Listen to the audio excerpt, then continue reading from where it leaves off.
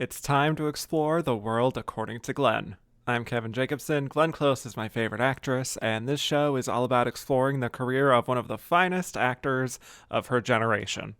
Each episode, I'll be joined by a guest as we dive into one of Glenn's movies, TV shows, or stage productions, going chronologically through her career, discussing her performance, and assessing the project itself. And today, we are talking Glenn's critically acclaimed Oscar-nominated performance in the 1988 psychological period drama, Dangerous Liaisons.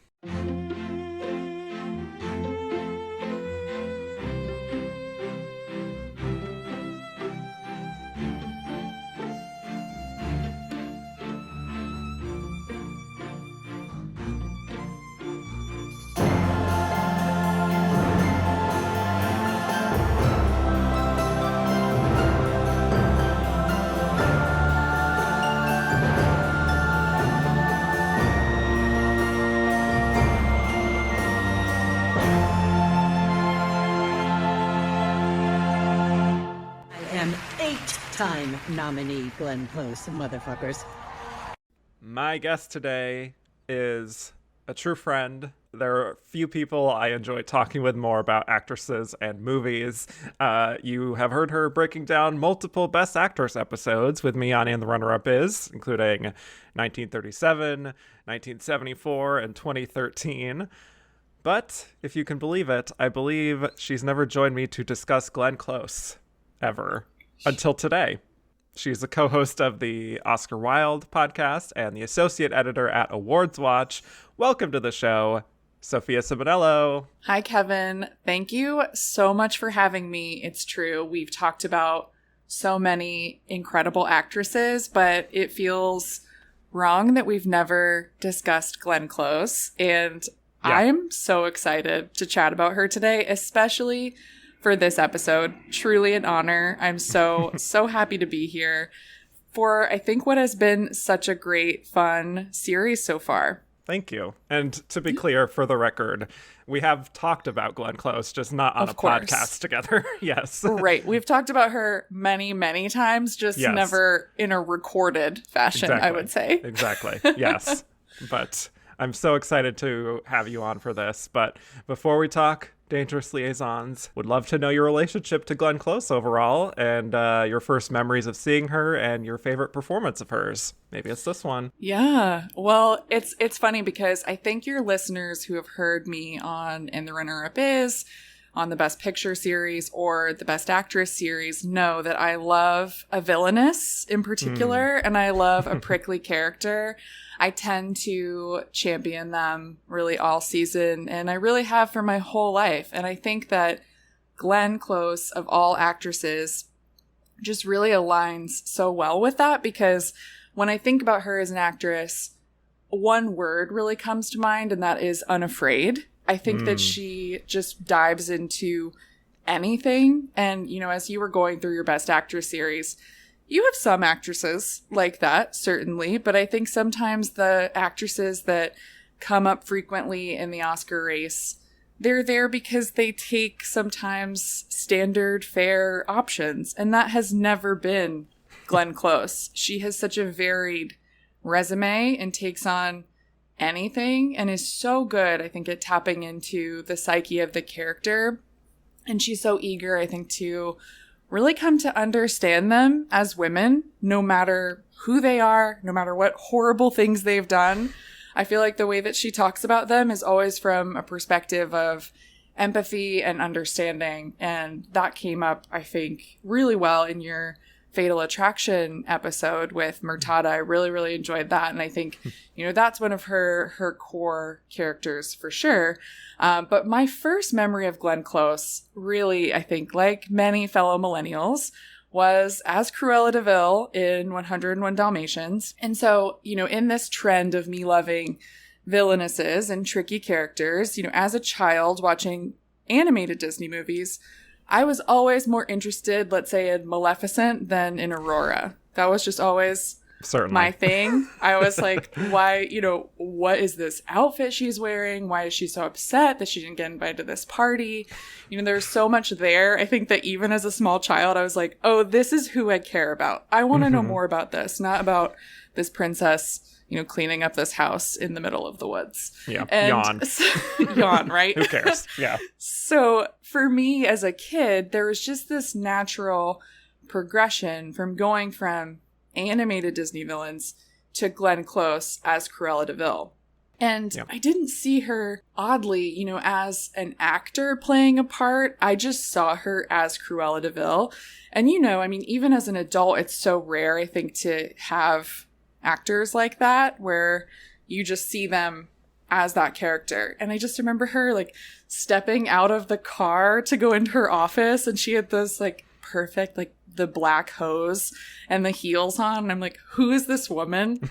I want to be like her when I grow up. I know that's alarming, but that was just, as a kid, totally my reaction. And I feel like you probably and a number of your listeners felt the same way about her. Yeah. Yeah. It's just one of those things. I was like, okay, this is what it's like to be a fashion designer. You're just you have this really cool, different, almost brutalist office, and your designs look like this. And you're just, even her lines, more good women have been lost to marriage than war, famine, disease, and disaster, right? I've, internalized that. I'm like, that's a performance and an actor and a woman I want to know Feminist more about. Icon, truly. Yeah. She was so devastated for Anita. Why would you do this? You are my prodigy. You are my co-pilot in all of this.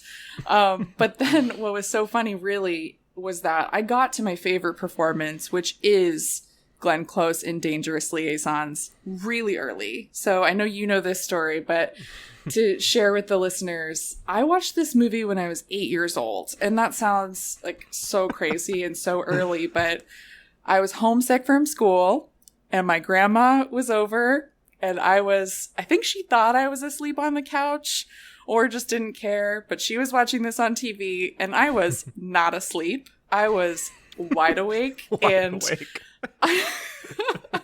A lot of it went totally over my head.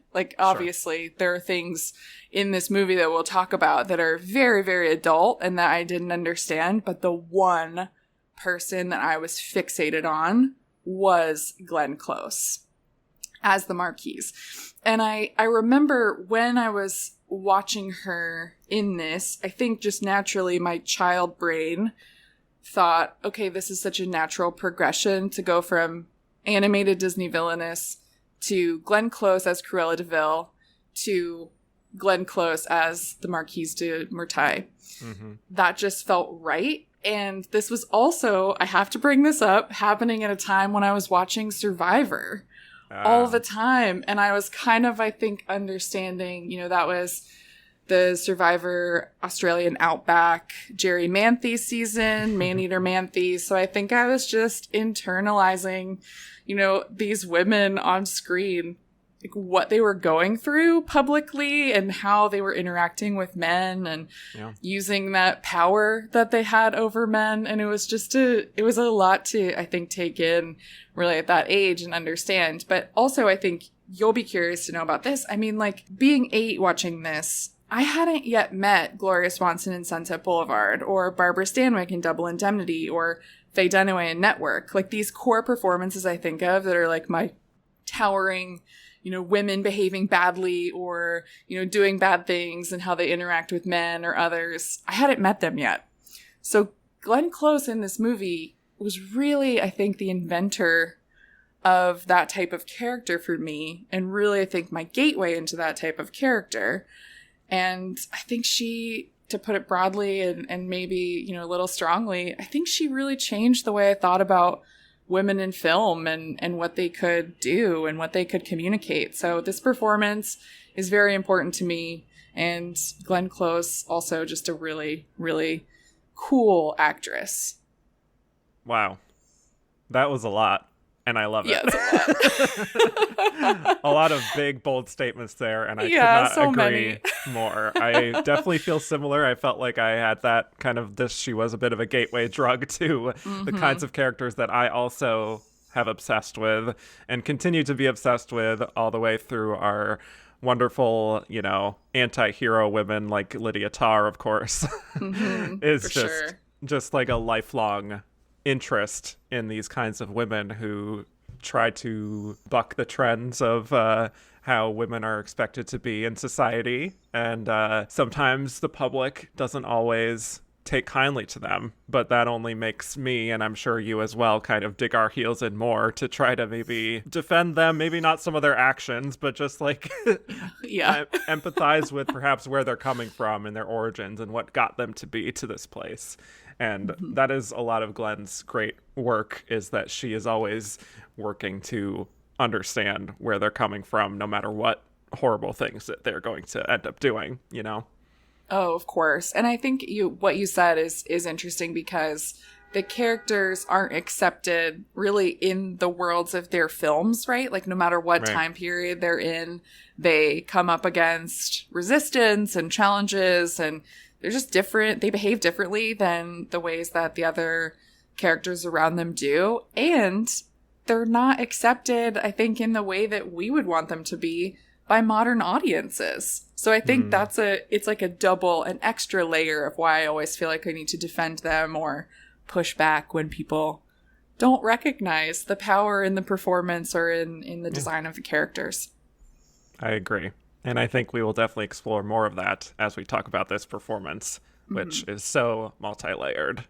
But we have a lot to get to, so I will tarry no further. This is Dangerous Liaisons, which is based on Christopher Hampton's 1985 play, Les Liaisons Dangereuses, which is itself adapted from the 1782 epistolary novel by Pierre Choderlos de Laclos.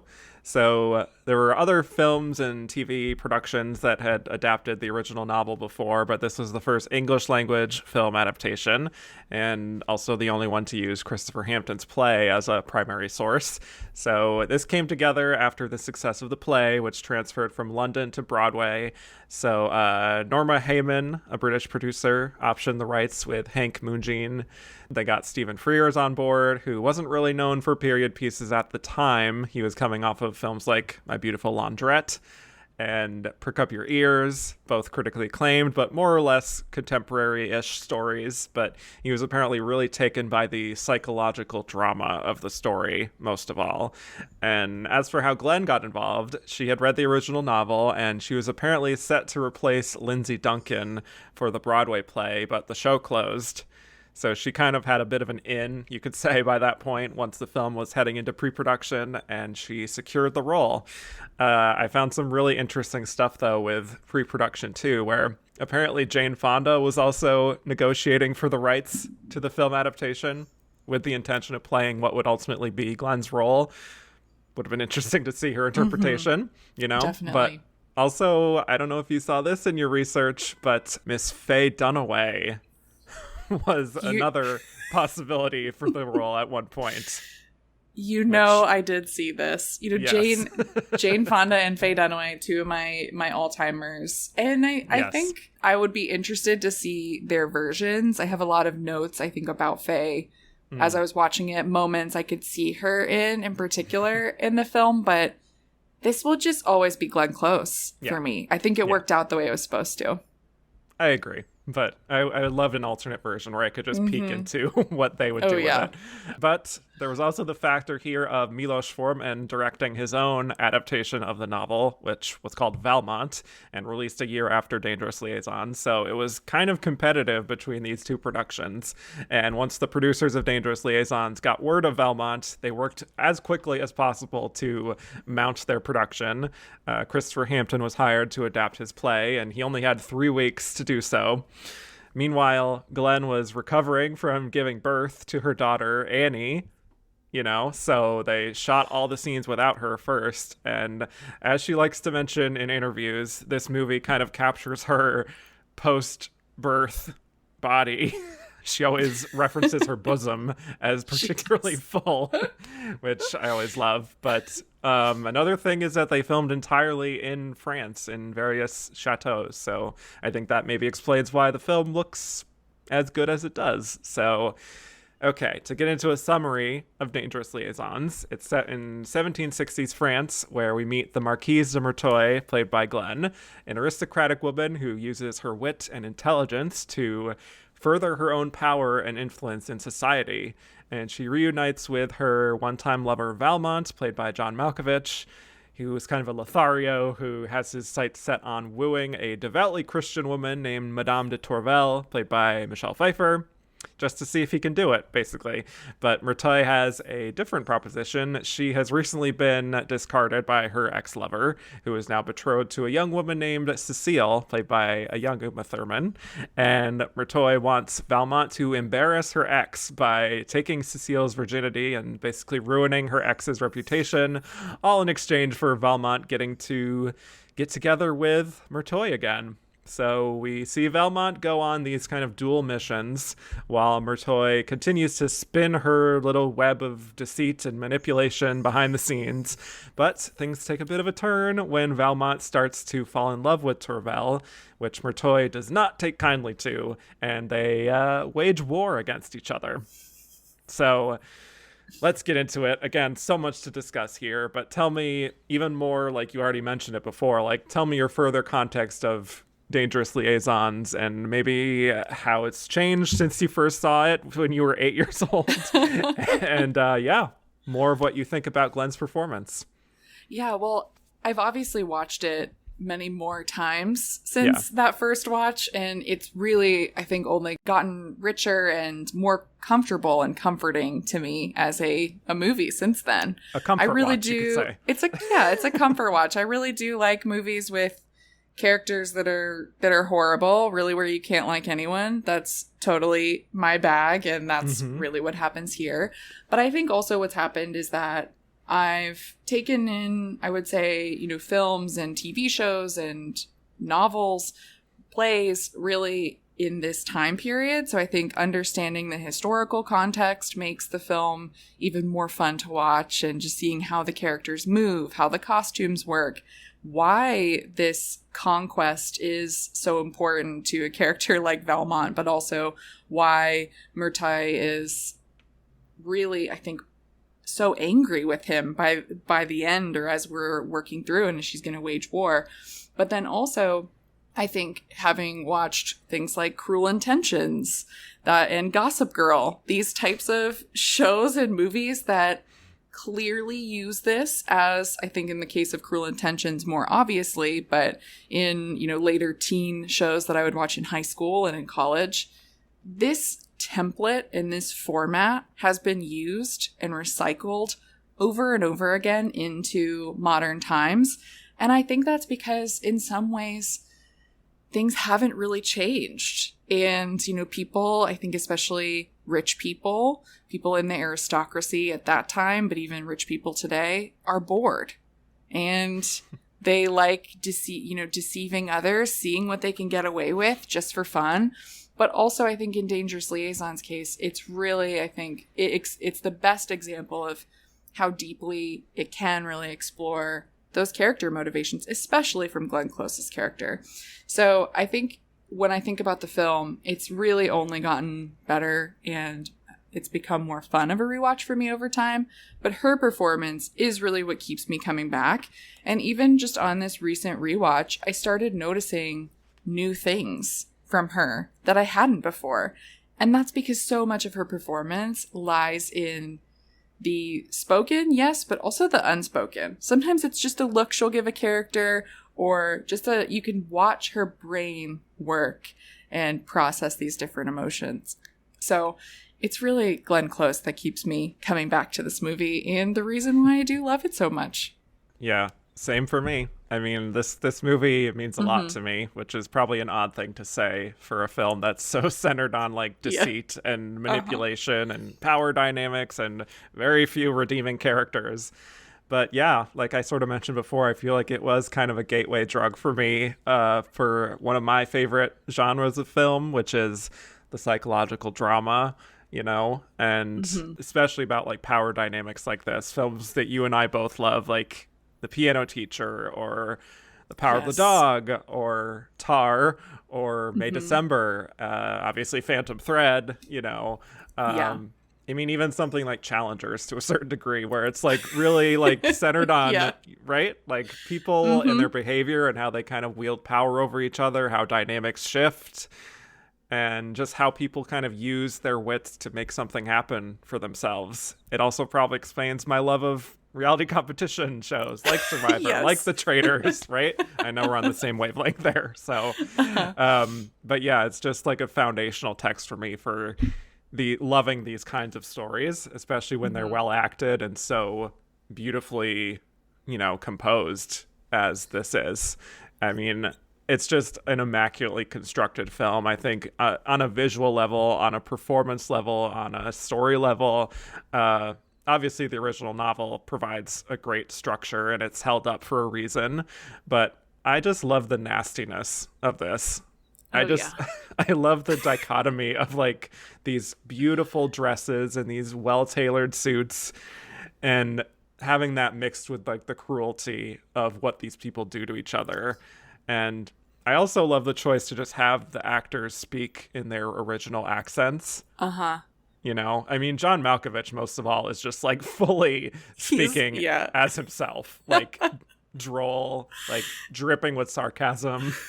Not a hint of French or even British, really. Like, no, it's really like the perfect kind of smarmy character. I love how he just like the only thing he really does is just soften his voice a little bit and make it sound even more diabolical. But yeah, this man, he said, I am, you know, coming in from the street. I am John Malkovich playing Valmont, and that's fine. It works for me. It hasn't in other watches, I will say, but I'm at the point now where I think these characters and their performances, really Glenn Close and John Malkovich, are set up so perfectly as being so different, but also on parallel journeys in some ways, and also evenly matched.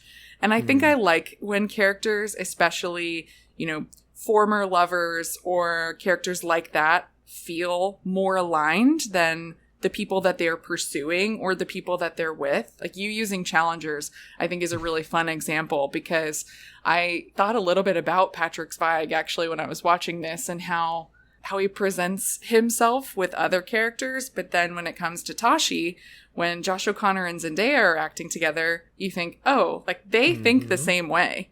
She might not say that, but they totally do. That's the match that's more exciting to watch. So anytime we see Glenn Close and John Malkovich together on screen, and I think the film does such a good way of setting it up too, you want to know more, and you know their history sometimes just with a look between the characters. Some of those knowing looks I love. It's delicious to see them on screen. And I think Glenn is definitely doing something a little more refined. I think totally. She has that kind of accent that you would hear on like The Gilded Age, for example, where there's like a little bit more of a precision to it. It's a little bit of like what Carrie Coon is doing on that show, and a little bit verging into the European influence, but is still like plainly American at the same time. And I think it's much less distracting than if they were like affecting these French accents or like worrying about getting everything period accurate, because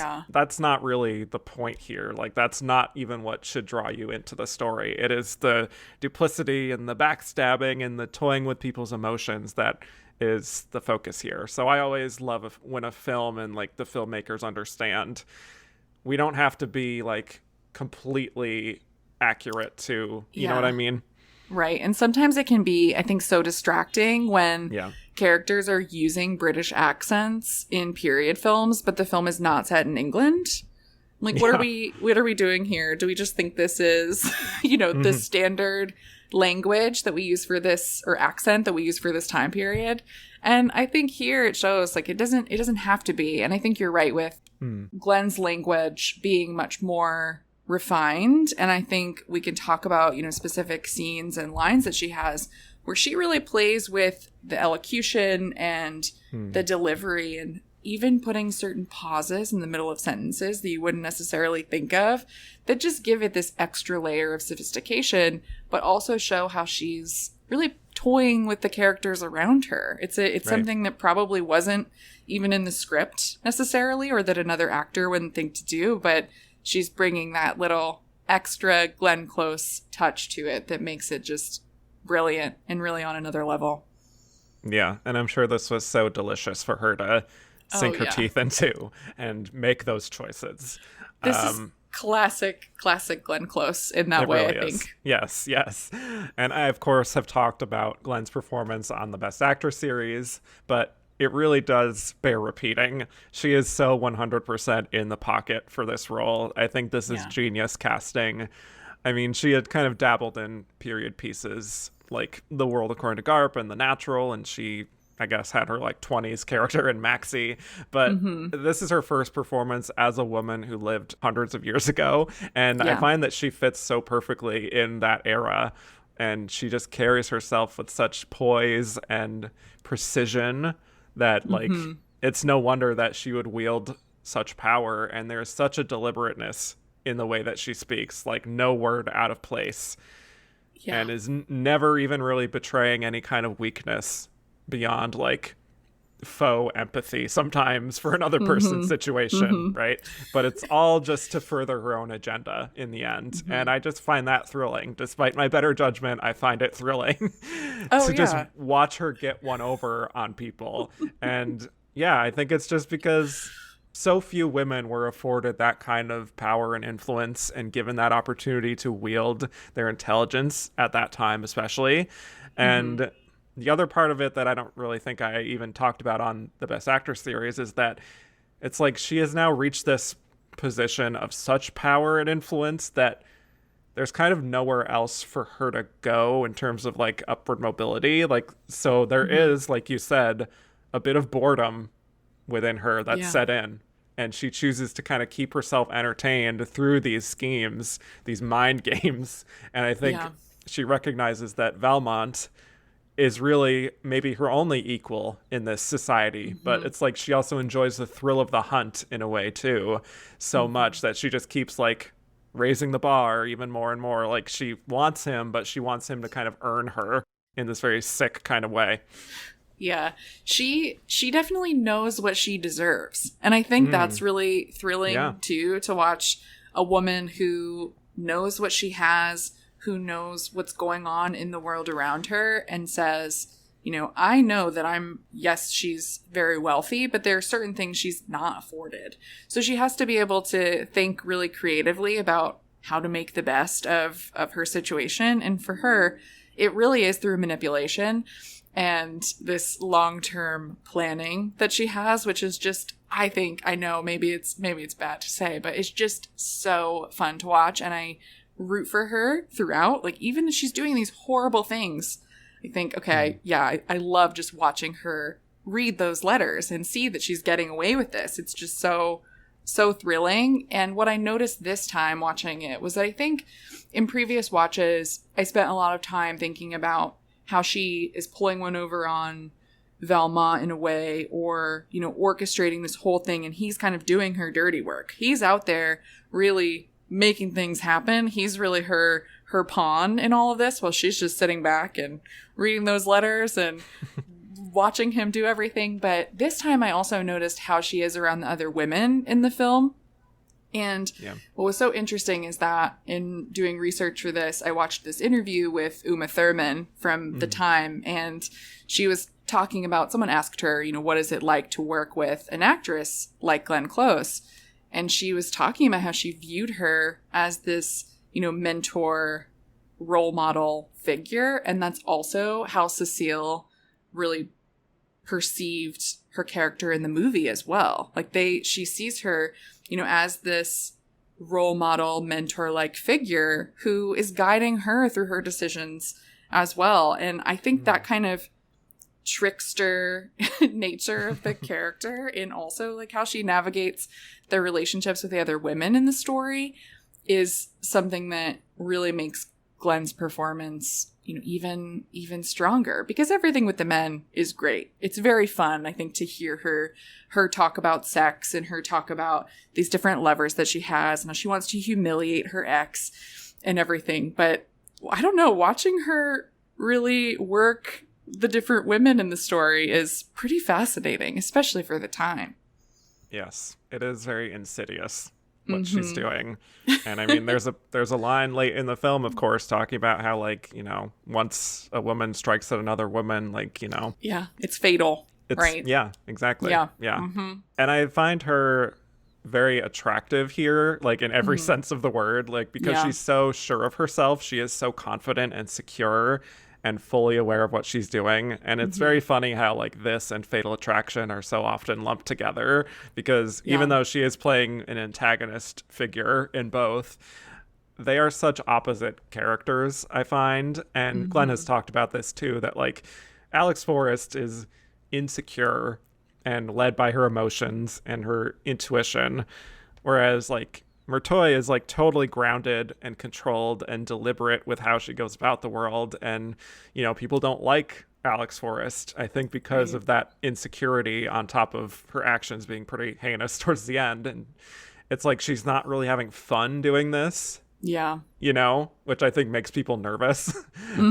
Whereas here, it's like she's just reveling in it. And she's so quick and funny that you find yourself kind of endeared to her and want to see her get away with things, because she's always the smartest person in the room and uses her intelligence in very creative ways. So I think that is kind of what separates this and makes a character like Alex Forrest so tragic to watch. Whereas, Murtoy is just deliciously fun to watch. And that is why I have rewatched this more than I've rewatched Fatal Attraction, is just to kind of revel in everything she's doing.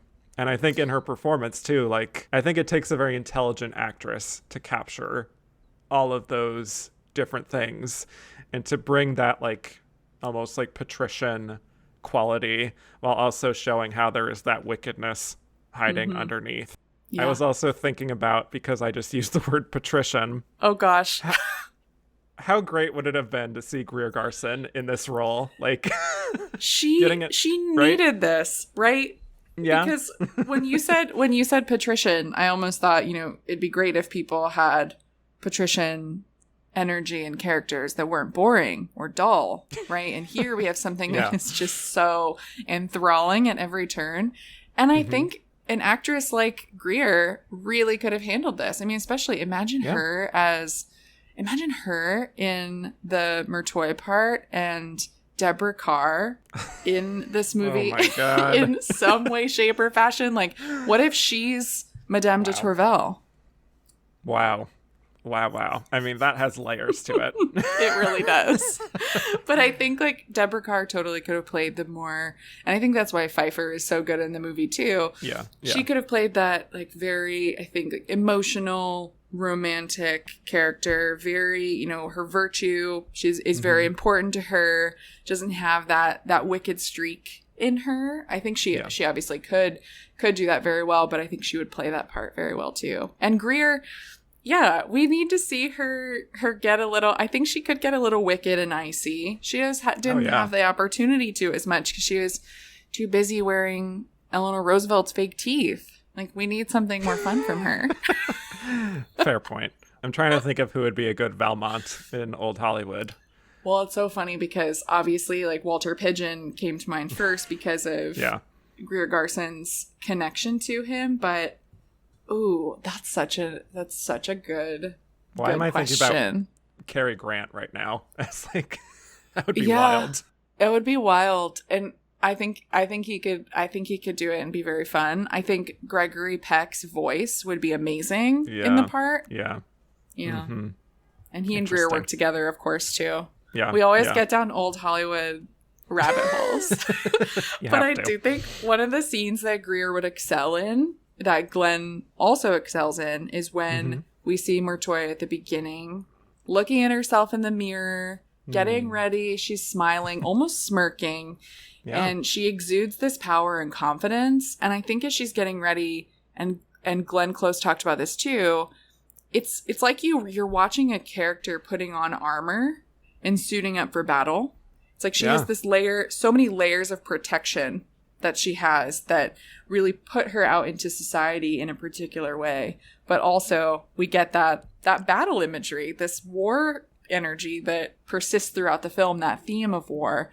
And I think what's so powerful about that too is that Glenn just exhibits so much. We know so much about this character without her saying a word.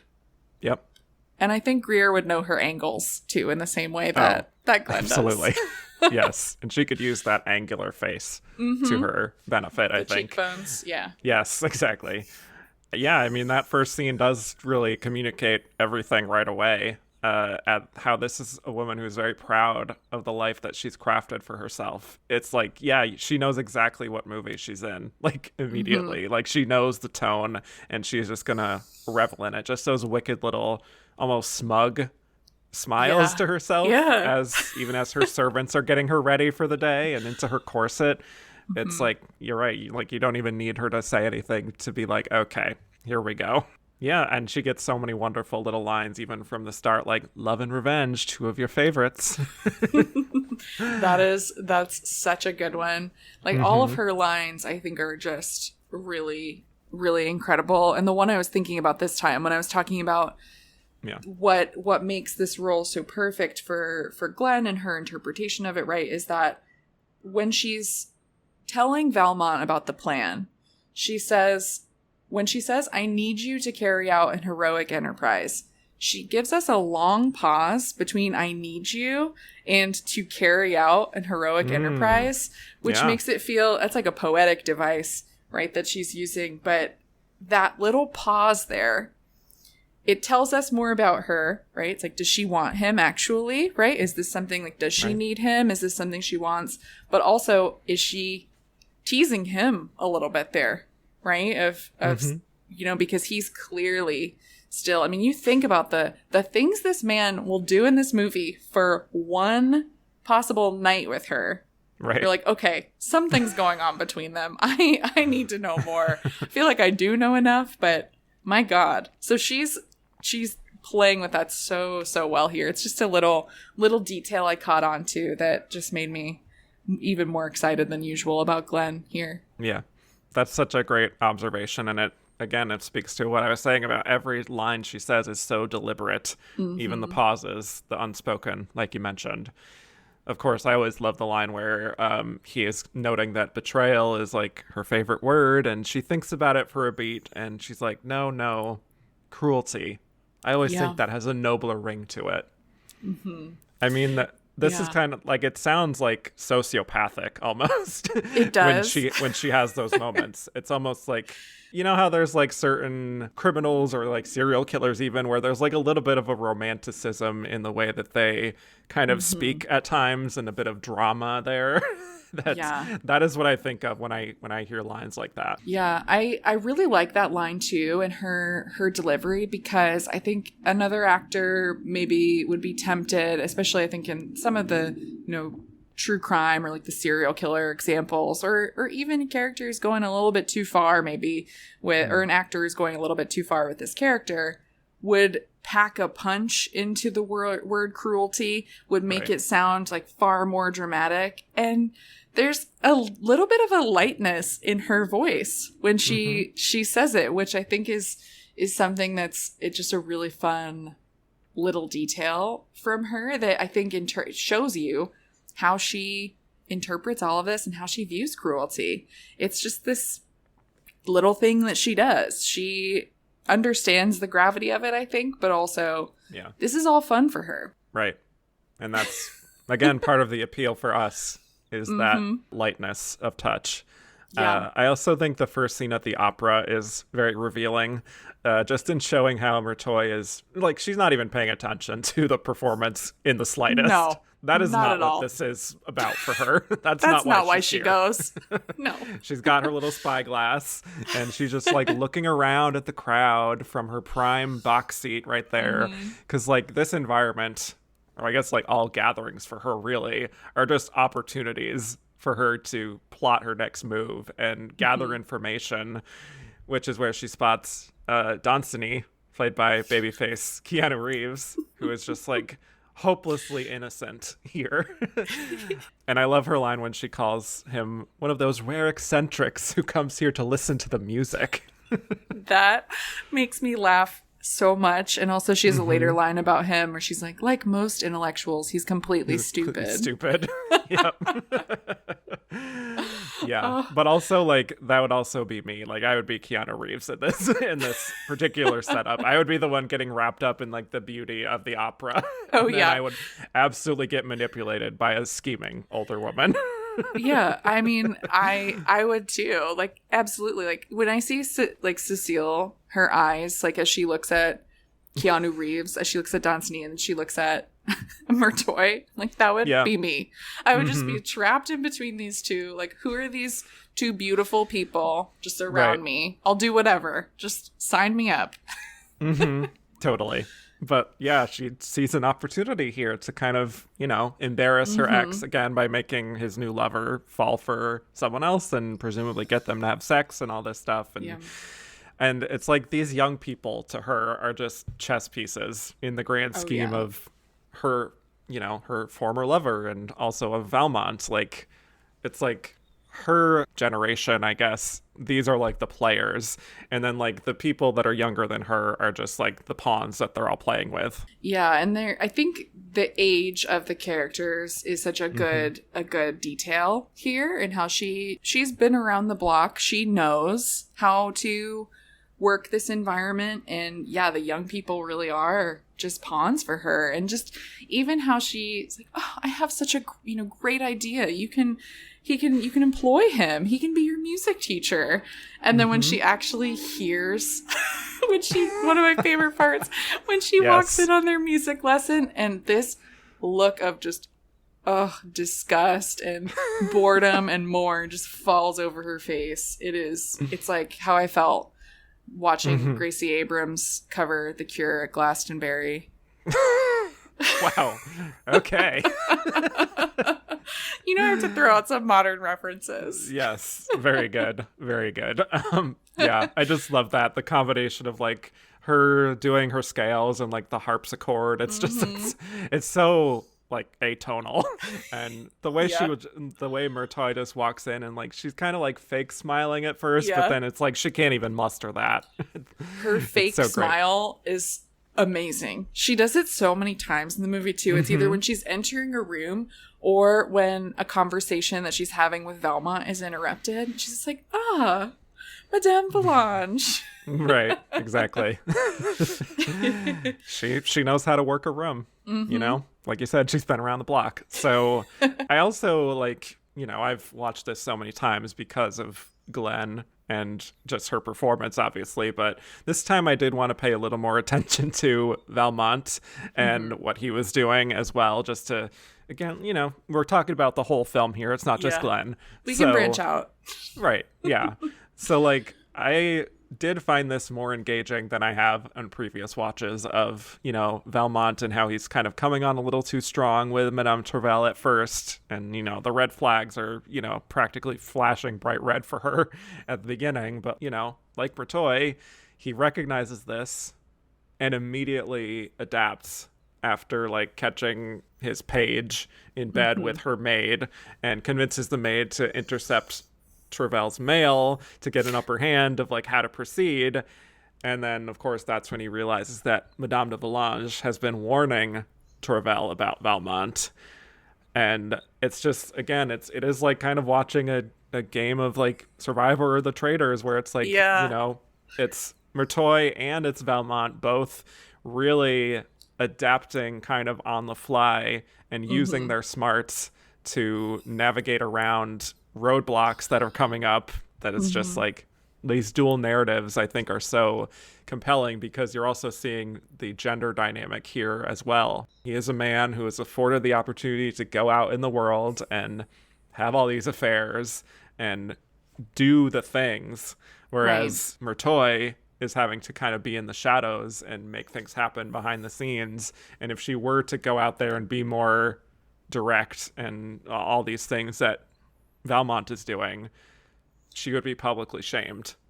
Yeah. And Valmont, it's so interesting because he makes it clear. He's like, yeah, my reputation precedes me. I know you know about me. I know you think X about me. And it still doesn't really matter. And that is just always how it works out for men, especially men in, high social statuses. And what I love about what Valmont does here that just is so funny to me, and thinking of Survivor, The Traitors, or these like competition shows, Big Brother even, I've always found the players so fun to watch when they have a target, they have like a clear thing that they're going after. And especially, like, they're introduced to one idea at the beginning, just like he is, but he says, no, I can't do that. I have another mission on my hands. I have to get Torvel. Like, she's the one I'm looking for. But then the pettiest little thing happens, and they fully change gears. They're just like, you know what? No. I'm mad that you said that about me, and then I caught you in that lie or whatever, that I'm fully changing targets, and now you're going to be sorry. Mm-hmm. The two of them really are equals in that way, in that they both obviously are doing different things and having to navigate things differently, but they are absolutely in sync with one another in how they adapt to their surroundings. And speaking to that point a little bit, I did want to just talk about her incredible monologue.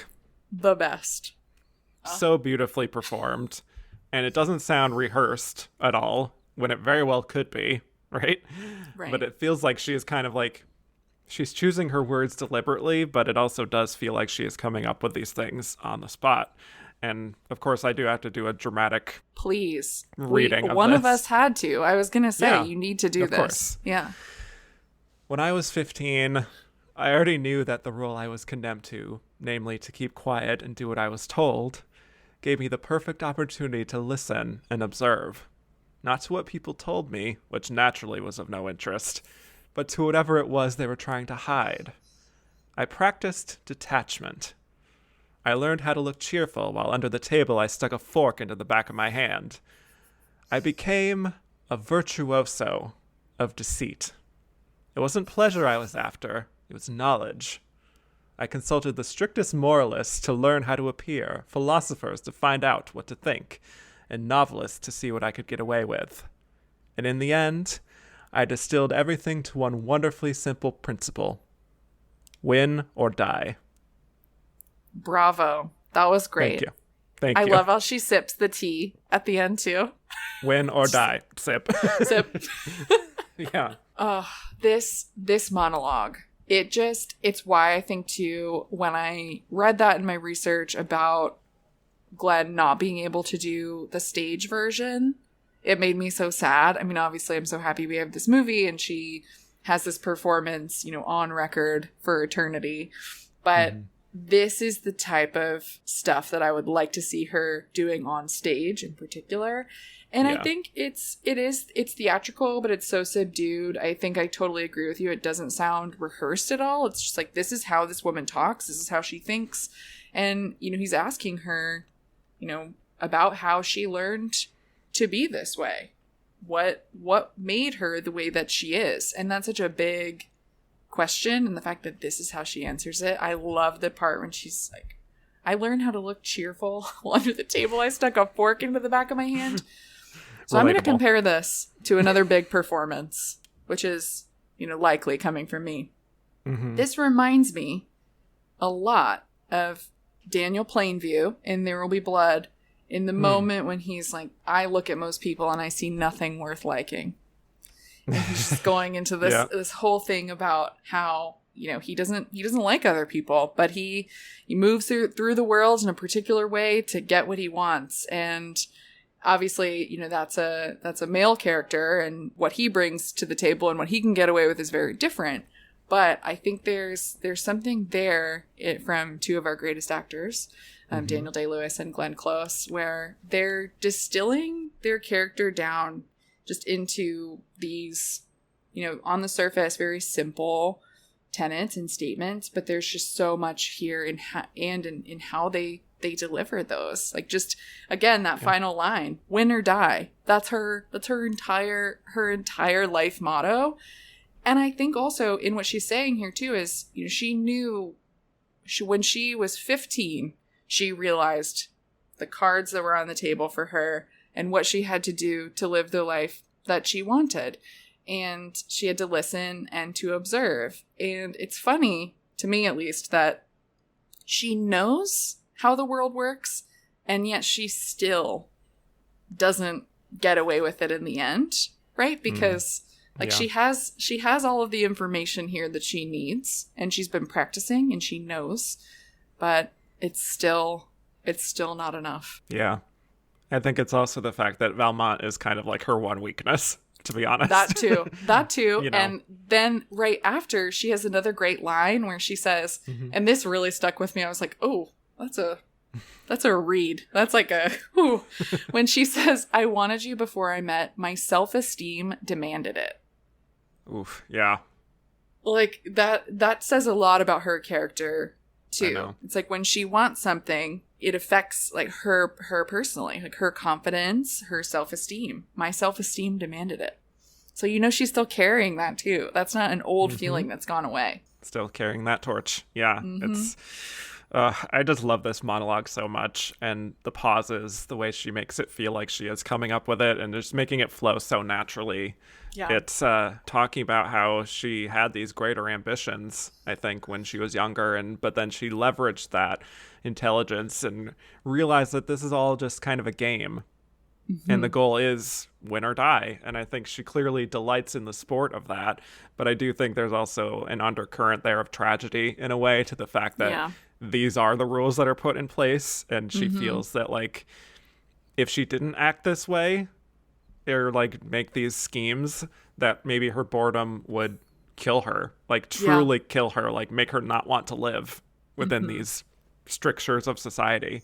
You know, and that's what I really connect to as well is, you know, it's not really fully examined, that aspect of it, but I do feel that in her performance, there is kind of like, I have to play the game this way because this is the game and I see it for what it is. And it sucks that this is the way it is. But if it is the way that it is, then I'm going to use all my power to win. Yeah, That's an interesting observation, I think, too. And it's so true, because I think that when you're watching it, too, you just think of her, you focus maybe on the dramatics of the difference between winning or dying. And I think more of the focus, at least for me, when I watch it sometimes, is on the winning, is how is she going to achieve this thing, right? But for her, and really for anybody, how do you really ever win, right? What does winning look like for you? And I don't think she's necessarily defined that yet either, which does make it more tragic, because I do think she knows what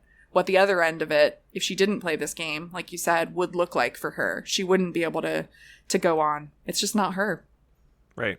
And I do think you're also seeing similar feelings of frustration and a little bit of pain with Torvell and in Michelle's performance, which is obviously vastly more understated than what Glenn or John Malkovich are doing. Yeah. But, you know, you're seeing all this turmoil as she is dealing with Valmont because, like, you know, he does engage with her intellectually and his interest in her does kind of compel her on some level, but she has her values. She is devoutly Christian and she has Madame de Volanges in her ear. She's always warning about him. So it's like, it's difficult for her to grapple with everything going on in her mind. And, you know, I think you're definitely seeing this parallel journey, even though it's not fully explored as much as what Glenn or John Malkovich are doing. That is definitely not as flashy, like I said, but if you do watch it with her in mind, like I did with an episode of How Did They Win, talking about the supporting actress race of this year, you know, watching it more with Michelle in mind, there's an interesting kind of tragedy there as well. She's honestly one of the most tragic characters here, what she has to go through. Yeah, she is such a tragic character, and I think what makes her tragedy stand out too is when we meet her at the beginning, it's in a very different way than how we meet the other characters. I think especially when we think of how we meet Murtoy and Valmont, like they look and seem powerful and confident, and there's just, they want to play this game. That's how they operate. That's how they live. And for her, that's not the case. You know, she's just walking around outside with his aunt and just, you know, just seems to be this genuinely nice, sweet person who didn't ask for any of this, which I think makes her, the way she gets, you know, tangled up in the web that these two are weaving, even more tragic. And I think her falling for him too, and him falling for her, that's something we see in film and literature often. So to me, like, I know some criticisms of this movie is that they don't understand, or even the story in general, is they don't understand how she could fall for him. And it's so funny because I was talking to my dad about this, and he's like, well, you know, Michelle Pfeiffer and John Malkovich had an affair in real life, so it's not yes, they did. totally out of the question.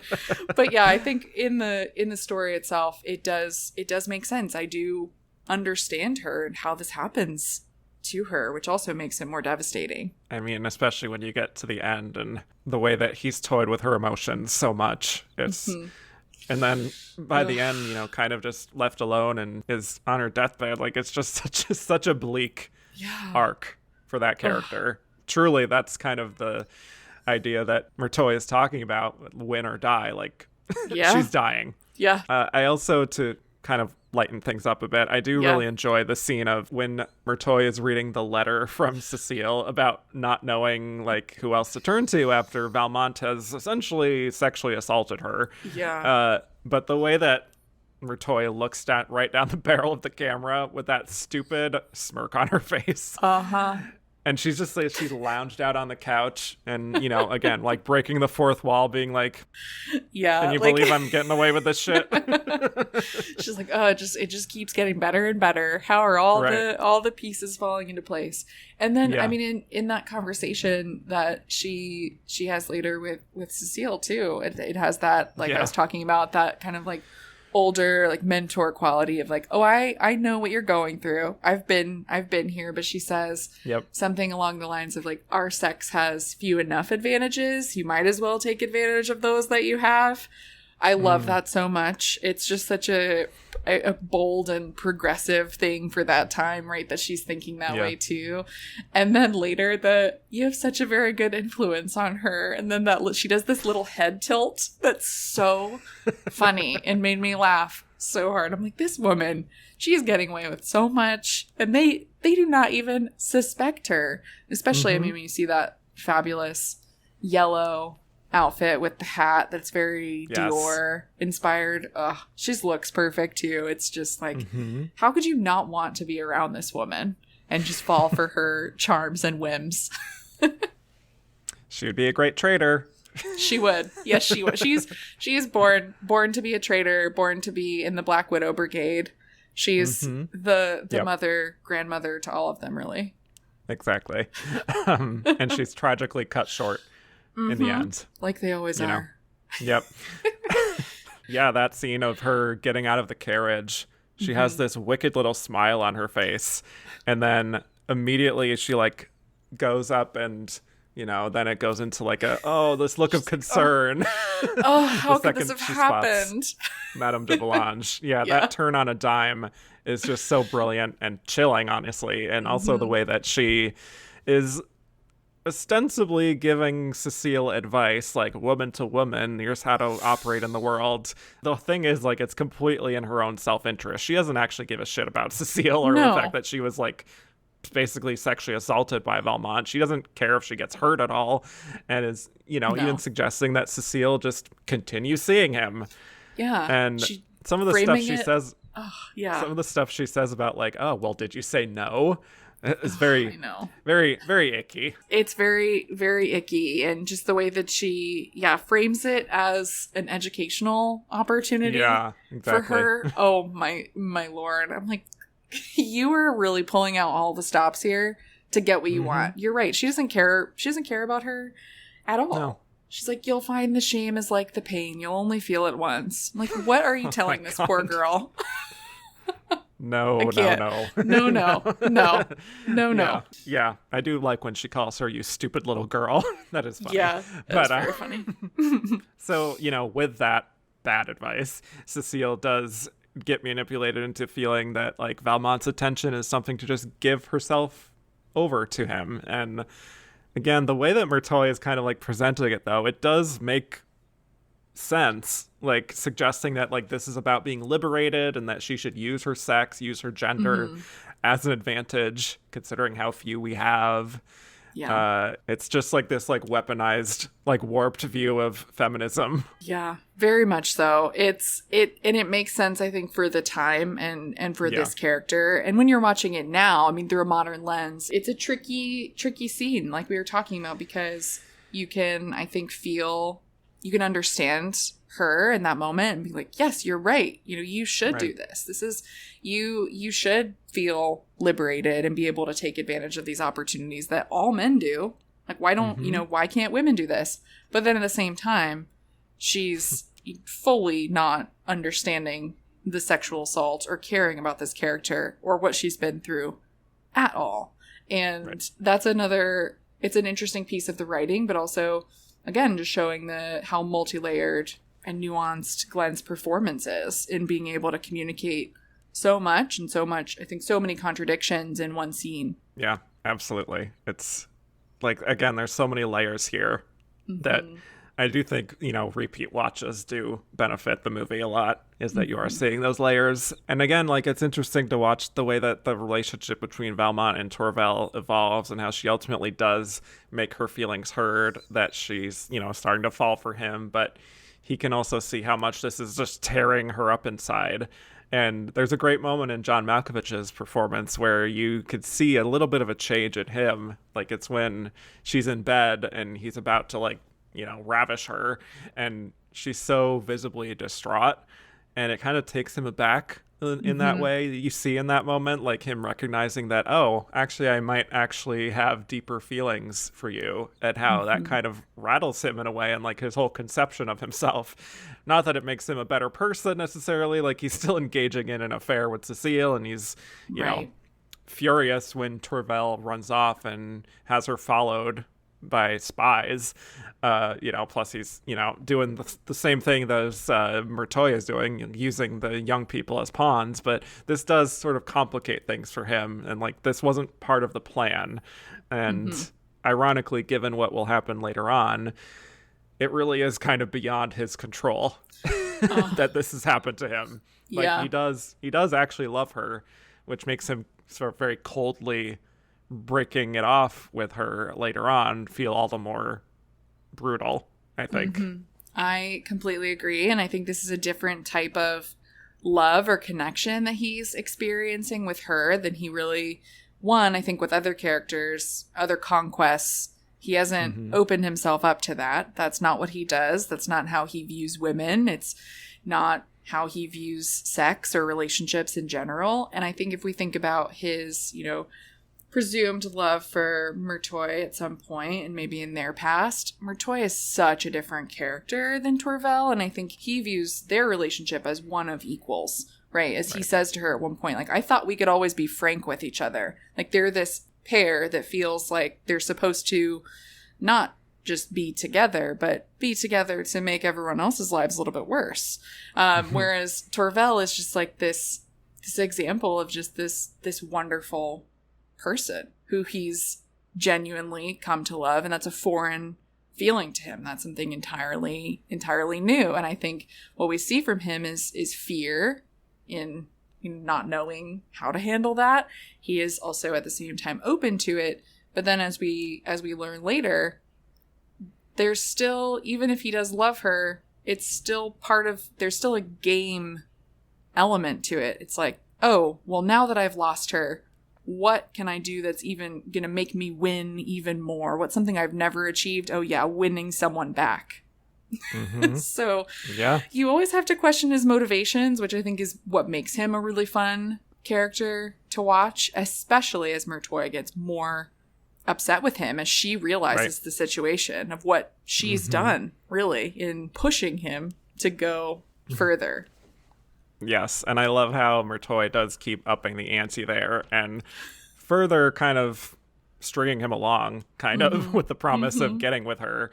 A great scene between the two of them is when they have agreed that they've essentially completed their mission of getting revenge on her ex through, getting Cecile together with Danceny, but then she kind of eggs him on a little about how like, oh, well, you kind of let Torvald slip away. That's too bad. It's like the way she kind of teases him and is also engaging with his ego, right? And his pride, and really seems to enjoy toying with him. I think in the process of doing that, maybe she is kind of hoping that he will earn her love and prove himself to be a worthy partner. But even within that scene, I think it's so funny when he says, I love her, I hate her, my life is a misery. And she just yawns in the funniest way. It's the funniest cut to her. And it's like insults his manhood. It's saying like, once upon a time you were a man to be reckoned with. Oof. That's so funny. And when she's like, it sounds to me perfectly commonplace.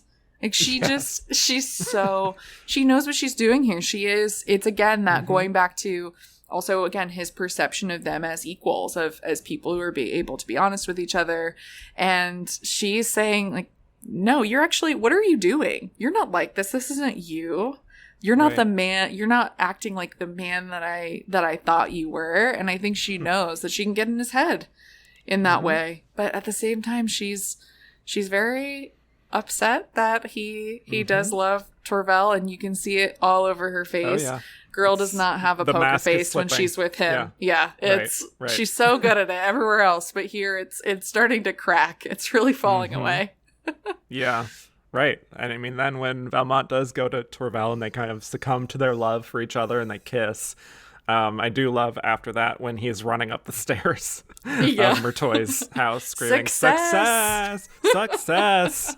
I have done that before, listeners. Not like running up the stairs, but I have quoted that on multiple occasions, I will say. It's a good line. Yeah.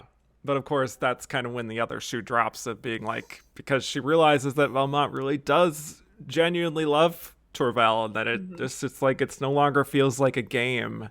And the way that her whole demeanor shifts, her face, like she is genuinely heartbroken because like she didn't really anticipate this would happen. And she feels like maybe she's been played a little bit.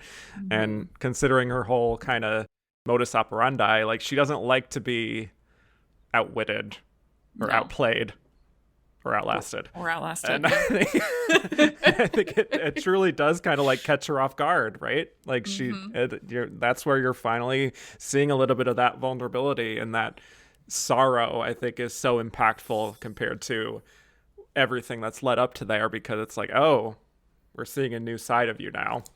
Yeah, well, if you think too about the monologue that you read and that she gave earlier, it's so calculated. Every line, everything she's telling him has a purpose. And here she's digging her heels in. Like you can feel she's just throwing line after line at him. She's letting him know how she feels while still, I think, maintaining her sense of superiority. I love the line, remember, I'm better at this than you are, to him. Like she still has to, and I think he sees them, like I've said, he sees them as equals, but that's really not how she sees this anymore. She realizes what's happened, and she then, I think, starts to really unravel a little bit. And that's when she also tells him, my victory wasn't over her, it was over you. That's when I think that's when we really start to see everything just crash and burn for her. And then of course I'll let you do the honors of her most perfect line read of all.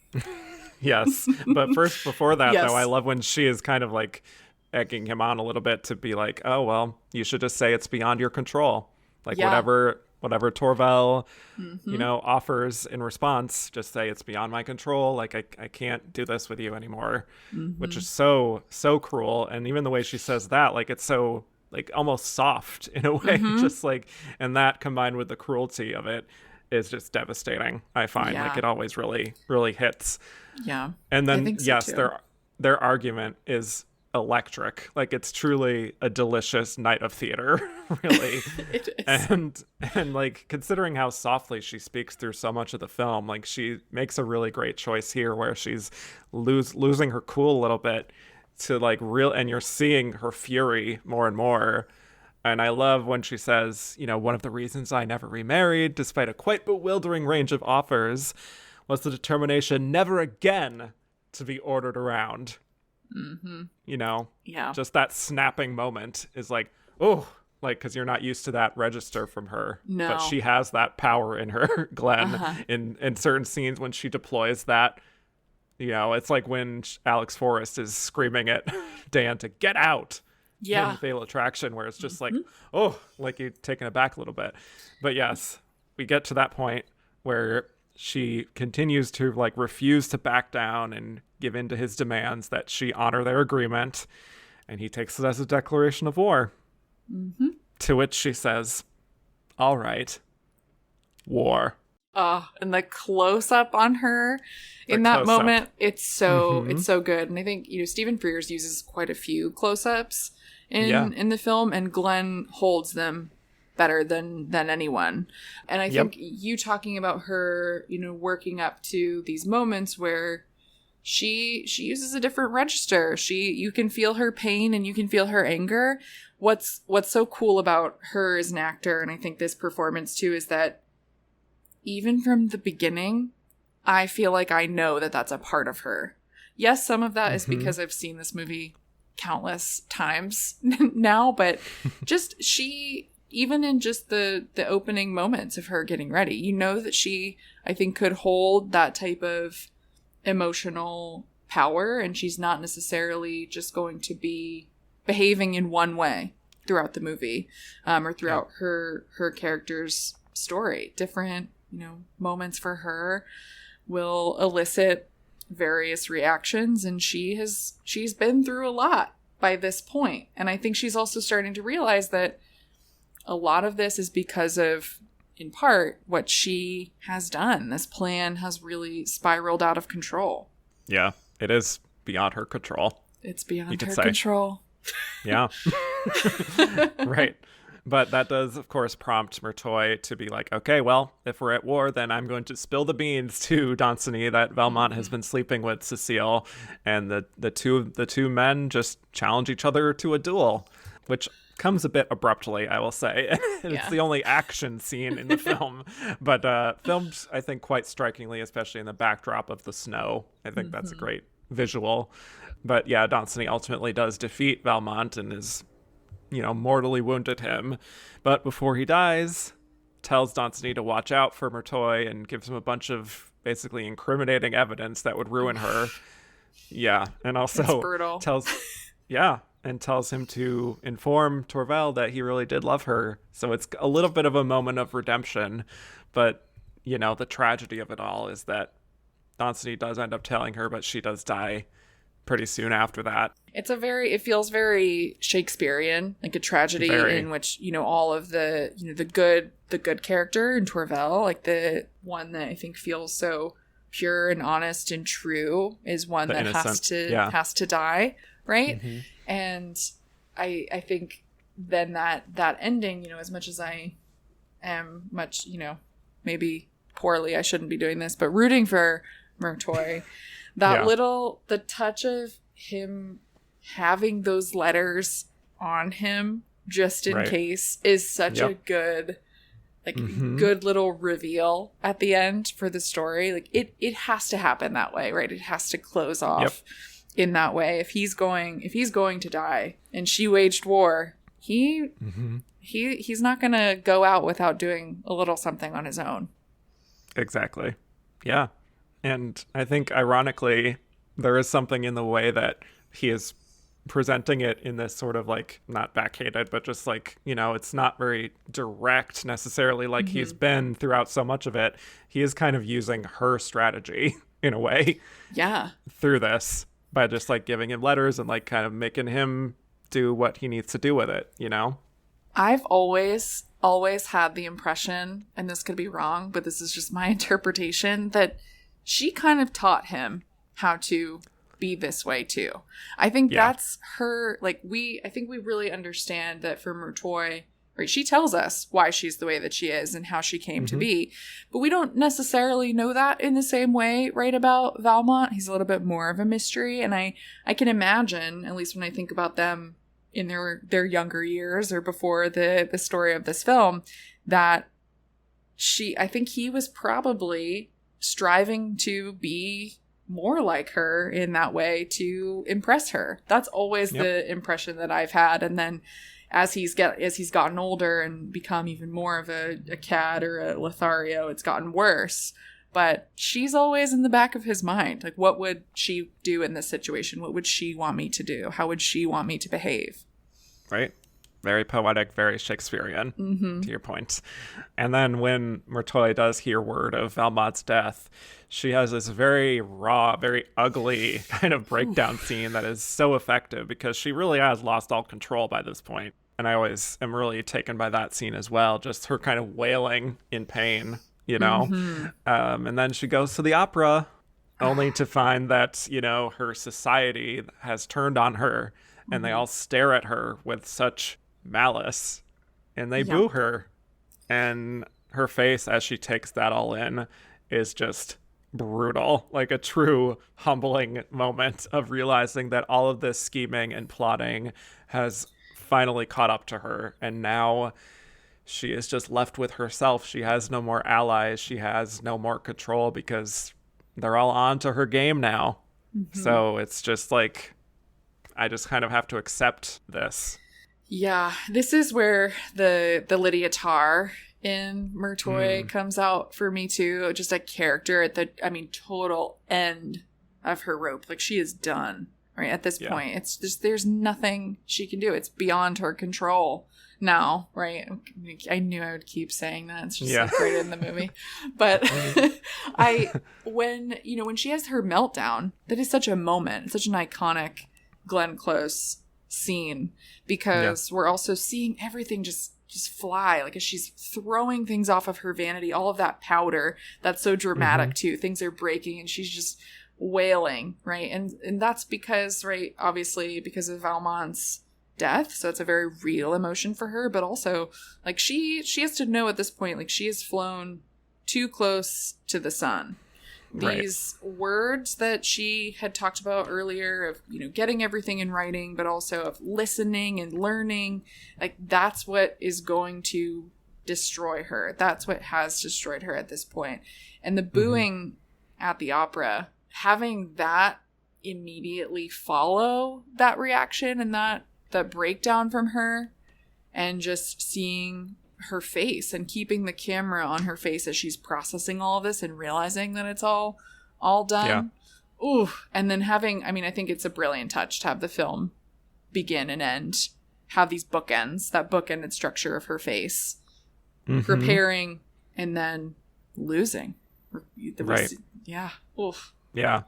And even before that, when she is walking out of the box and she stumbles a little bit. Yeah. That is incredibly intentional, because this is a character who was so in control of herself and everything is in place. And yet now she's weak at this point. And yeah, the very last scene, her extreme close up, taking her powdered makeup off, looking totally wrecked emotionally, shaking even.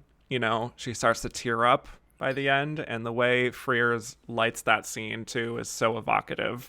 And the fade out, I just love it so much. I have watched that scene so many times, just taken out of context. But it's the perfect tragic ending where she just has to live with her choices now. Yeah. And this is the more tragic ending than if she just died, you know? It's the fact that she has to kind of live on, recognizing what's happened to her, and now, like, what do I do now? The vulnerability there is off the charts. It gives me chills watching that scene. Me too. It's the perfect ending to this film, and I do also love when directors in rise and fall narratives, or really just the fall portion of a narrative, choose to end the film on a particular character's face. Like Coppola does it in The Godfather Part 2, how we end on Michael just sitting there, and we know that he continues on. We know the story goes on, but we also know what he's lost through his rise to power. And with Murtoy here, I think it's just even more tragic, because I think we really understand at this point that she knows there is nowhere to go for her from here. Yeah. Ugh. Yeah. Yeah. And again, to the point of her win or die, this is her die moment, sadly. It is.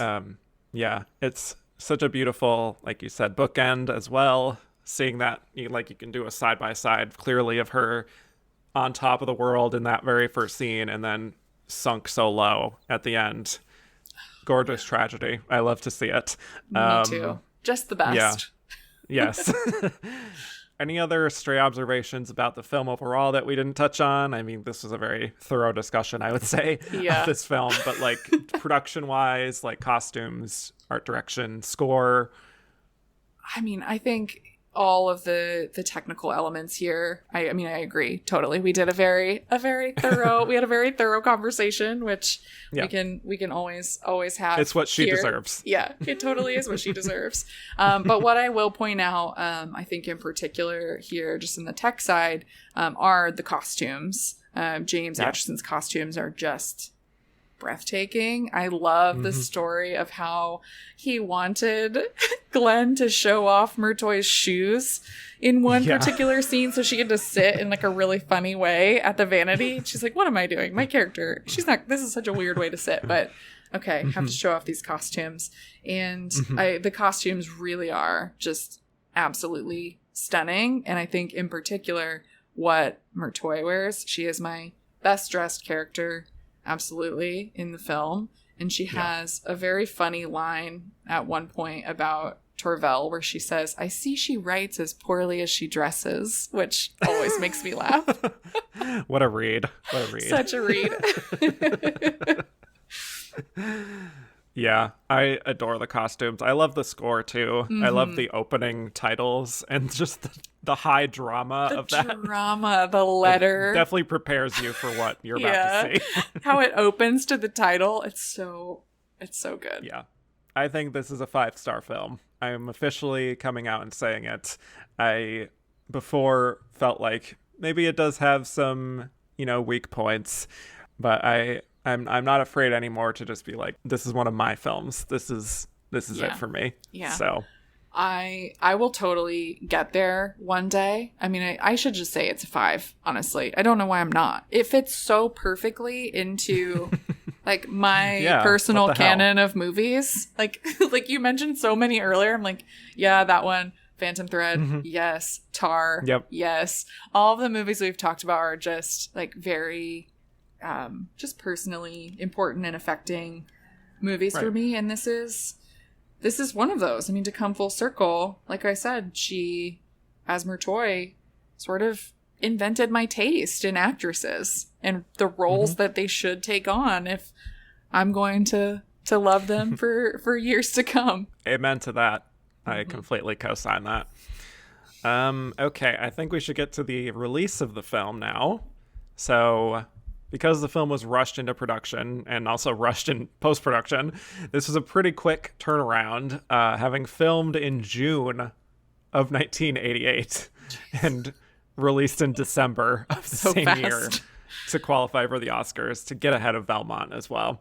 But so it was released in New York and LA in only 3 theaters on Christmas weekend in 1988, and then it steadily built in early 1989 to kind of time to the release of the Oscar nominations. And after it did, as well as it did, the film did expand wide in February into March.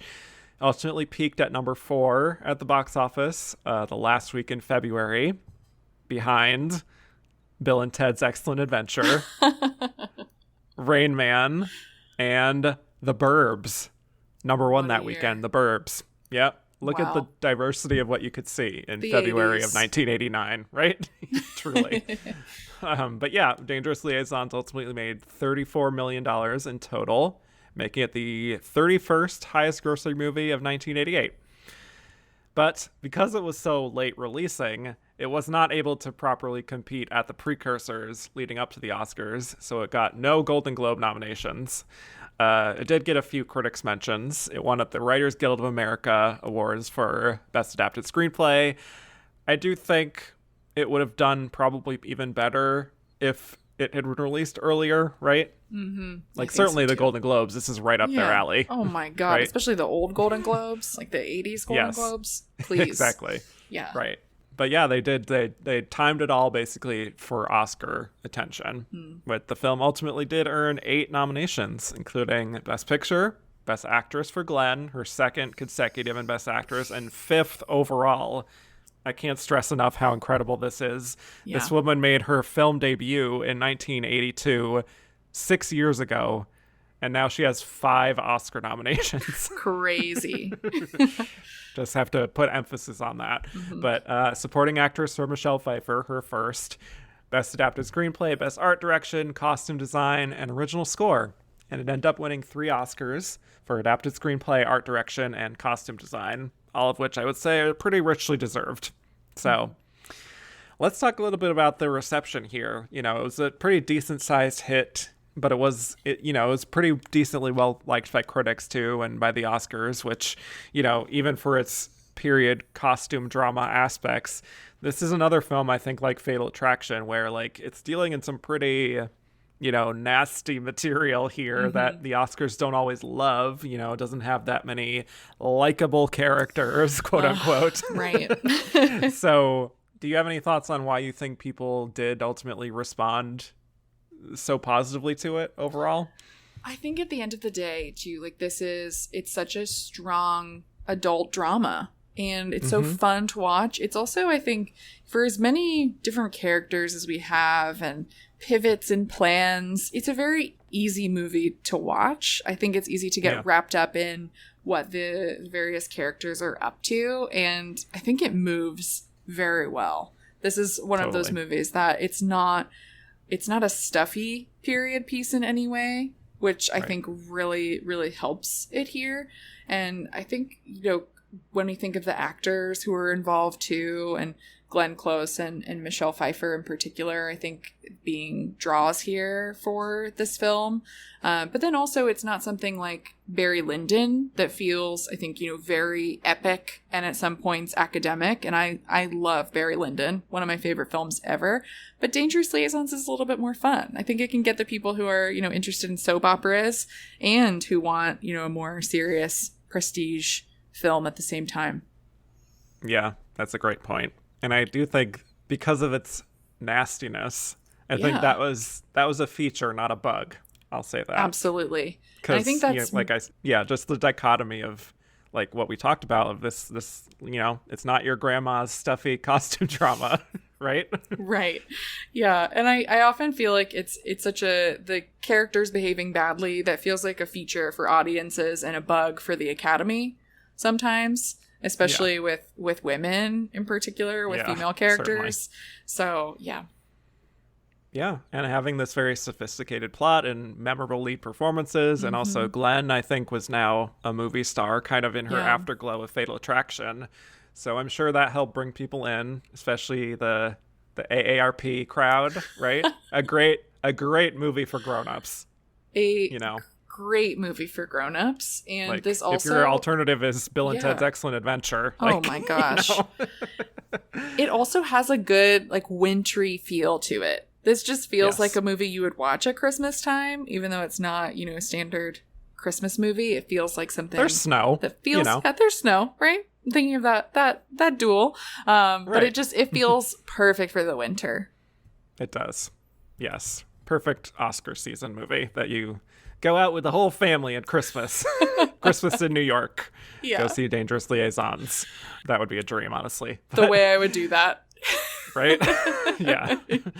And yeah, the cleverness, I think it was just so well written that it was just kind of irresistible. But do we want to talk at all about this Best Actress race?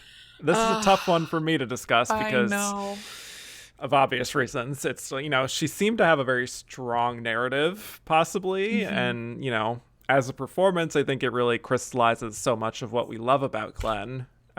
So why didn't she win? Oh, I know. Why didn't she win? It is, I think, you know, it's one of my answers to your most heartbreaking loss prompts, really, because it just feels like the right time, the right role. For me, it's the best performance in her career. So it just adds up to something that should be one of the all-time great Best Actress winners. I think there's a timing issue, like you mentioned. But also, even more than that, what was odd to me, just in looking through the awards collectively, is how she wasn't mentioned as much as I would hope, really, in other places. Like, a lot of times it might have just been Michelle Pfeiffer, like she won the BAFTA, critics prizes even, you know, Glenn was nominated here and there, but National Society of Film Critics, Michelle Pfeiffer was the one who was mentioned. So it's almost like, too, the focus somehow wasn't maybe on Glenn as much as it should have been, which is just odd, because she, to me, is that towering performance in the movie that should be sweeping the season and collecting everything.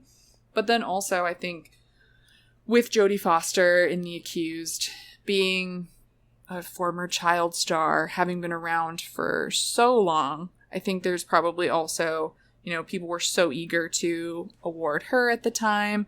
That's also a very meaty, dramatic role that I also think is a bit more sympathetic than... A bit, right? Just a smidge. Yeah. So I think that sometimes works in this category too. And yeah, if only they could have read the tea leaves and, you know, looked and said, you know, she's going to be in Silence of the Lambs. Like, this is coming. This is just around the corner. We can split this. For me, it also just bugs me that the film did very well. It won 3 Oscars. Mm-hmm. It won Adapted Screenplay. It won those 2 design awards. They clearly really liked this movie a lot. And what is the main driving force of this movie? Why are we not honoring that as well? I do think maybe if Jodie Foster wasn't there with a very, very compelling narrative of being that child star made good in adulthood, with a very sympathetic character, if that was not present, I think Glenn could have potentially taken it. Yeah. But then part of me is also like, well, is it just too much for them to reward this kind of character? You know, especially in Best Actress, there are so many instances, like, you know, people like Faye Dunaway and Network are an exception more than a rule. Oh, yeah. So, Absolutely. Yeah, I almost wonder if, like, would they have turned to, like, Melanie Griffith and Working Girl if they didn't have Jodie Foster, you know? Yeah, it's one of those races where, you know, I would like to say it would have gone to Glenn Close, obviously, but I just doubt them whenever a character is like this in the category. I just don't trust them to go that way. Like you said, Faye Dunaway is the exception, not the rule. So I don't know, but she absolutely should have won this. Weird Oscar year. I mean, just bizarre. Very. There are some strange winners who I would make a lot of changes for sure. As we look down some of these categories, and including picture with Rain Man. But actress is always the category here that does really, really stick out for me because of Glenn's performance. Yep. Very much for me as well. Yeah, like, you know, it is a weird year. Like, Rain Man is the only Best Picture nominee with directing and screenplay. It's just a bizarre combination of things. I think Stephen Frears should have gotten a directing nomination. I'll just add that in as well. I think so too. Needless to say, like, I've already covered this on Best Actress, and the runner-up is Glenn would have taken it for me as well. We all know this. So let's get to our last segment, which also is perhaps a bit redundant, but we're going to rate Glenn's performance on a very specific scale. Thinking about her performance and where this sits in her career, would you say that her performance is such that she is ready for her close-up, perhaps Oscar-worthy, one of her best performances? Is it low Glennergy, not one of your favorites? Or close but no cigar, somewhere in the middle? What do you think, Sophia? Well, I'm so curious. I know it's going to be, it's such a mystery here. But I do have to say, I love this prompt. Like, these are so clever and funny. Thank you. But she is absolutely ready for her close-up. This is her close-up. If I had to pick one in her career, just my favorite performance. I mean, we've talked, I think, so extensively about why this performance is such a perfect one, why it's just the right time, really, in her career for her to be taking on a role like this, and just how I think the role is a great one. I think many actors would dream of having this role, but I do think Glenn takes it up a notch and really makes it something that it wasn't on the page. So she's ready for her close-up, of course. Yes, yes, yes. This is ready for her close-up to the max. She has arguably never been closer up to me. Yeah. And I mean, literally, she gets multiple incredible close-ups in the film, especially at the end, that just totally captivate me. This is one of those performances where I'm so happy that, you know, she's had the longevity that she's had. But, like, if her career had kind of, like, peaked around this time, I think this would have been such a beautiful kind of capper to an incredible decade of work on film. I mean, again, that final scene of her sitting there in front of the mirror, for me, I'm going to go so far as to say that it rivals the work of, like, Renee Falconetti in The Passion of Joan of Arc. It's truly that impactful for me. It has never left my mind.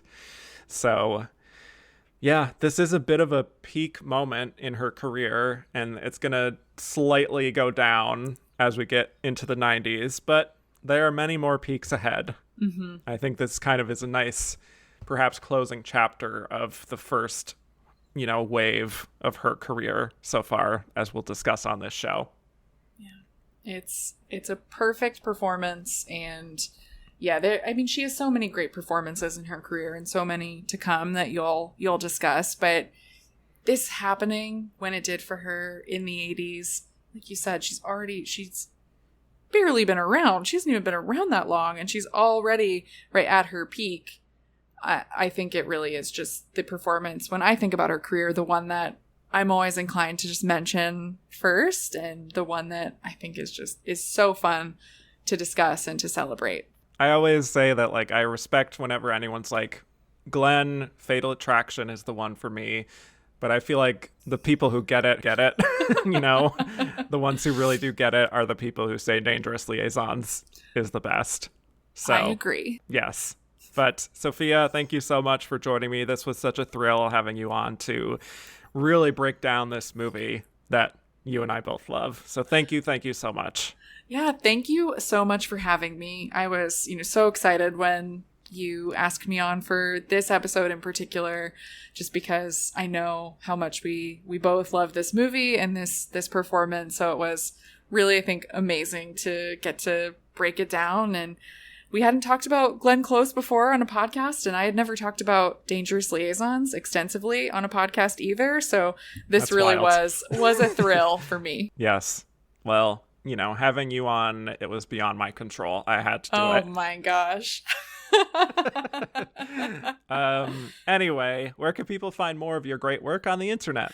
Yeah, you can find me on Twitter at Sophia_Sim, Blue Sky, and Letterboxd at Sophia Sim. You can find my podcast, Oscar Wilde, wherever you listen to podcasts. We have some exciting episodes coming up. We do Oscar retrospectives and also cover the current season ahead. And you can also find my writing, reviews, interviews, and more at AwardsWatch. Yes. And also, I would recommend that people listen to a recent Oscar Wilde episode breaking down the last half decade of Oscars. And you came up with a lot of great little categories there of, how this decade has gone so far in film and with awards. We had a lot of fun with that. And Glenn Close is mentioned. So she certainly is. It ties in. Yeah, sort of, kind of. All right. Well, thank you all so much for listening. You can find me at Kevin_Jacobsen on Twitter and Instagram, just Kevin Jacobsen, no underscore on Blue Sky. You can also listen to my Oscar theme podcast, And the Runner-Up Is, for coverage of every single Best Actress race. Once again, I will recommend another episode you can listen to, 1974, an incredible episode that Sophia was on with me, especially our breakdown of Jenna Rollins in Woman Under the Influence, one of my favorite segments I've ever done on that show. So, yes, And the Runner-Up Is on all platforms, and to keep up with the world according to Glenn on social, follow The Glenn Pod on Twitter, Instagram, and Blue Sky. Rate, review, and follow on all podcast platforms, and with that, I'll bid you all adieu.